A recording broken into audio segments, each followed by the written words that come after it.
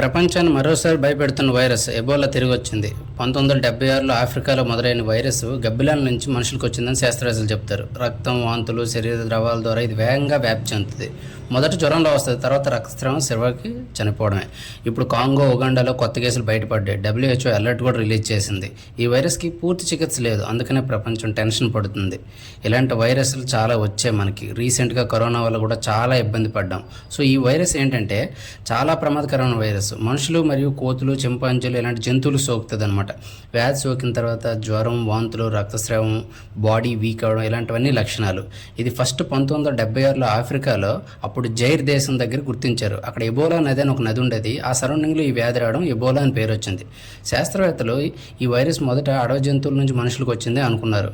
Fruit bats, కోతులు, అడవి జంతు మాంసం ఇలా వీటి నుంచి మనుషుల సంపర్కంలోకి రావడాన్ని దీన్ని గుర్తించారనమాట.